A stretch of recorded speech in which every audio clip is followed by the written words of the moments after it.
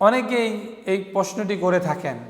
এই প্রশ্নটি আমাদের মাঝে আগে ছিল না, বর্তমান সময়ের মধ্যে কিছু আলেমদের কথার কারণে অনেকে আমাদেরকে জিজ্ঞাসা করেন 7 ভাগে কোরবানি দেওয়া যাবে কি না, অথবা আমরা আমাদের গ্রামের অঞ্চলে প্রচলিত একটি বিষয় রয়েছে 7 নামে কোরবানি দেওয়া।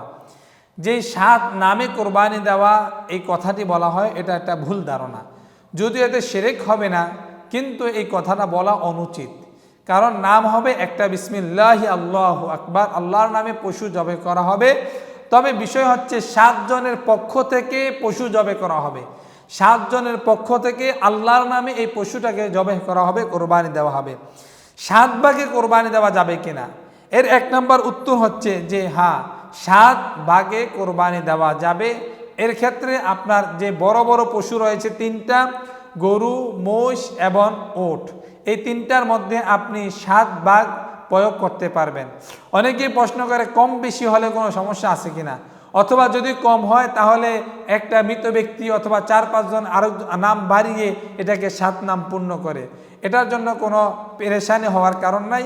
আপনি 1, 2, 3, 4, 5 এরকম করে সর্বোচ্চ 7 নামে পর্যন্ত, জোর হোক বেজোর হোক যেভাবেই হোক, আপনি আল্লাহর নামে পশু জবে করবেন।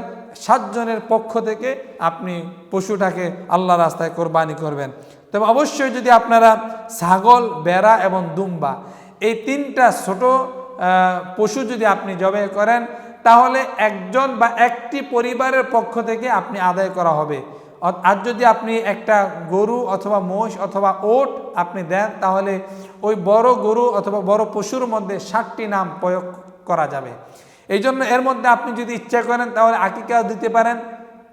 আর যদি আপনি চিন্তা করেন যে আমি ছাগল দ্বারা আকিকা দিব, তাহলে ছেলের জন্য 2টি আর মেয়ের জন্য 1টি ছাগল অথবা ভেড়া আপনি দিতে হবে। অন্যথায় আপনি যদি গরু দিয়ে দেন, তাহলে সেক্ষেত্রে আপনার 7 যে ভাগ রয়েছে এই 7 ভাগে আপনি শরীক হতে পারেন, এতে কোনো সমস্যা নাই। ওলামায়ে আহনাফ সহকারে সকলেই মত দিয়েছেন যে 7 ভাগে কোরবানি দেওয়া বৈধ।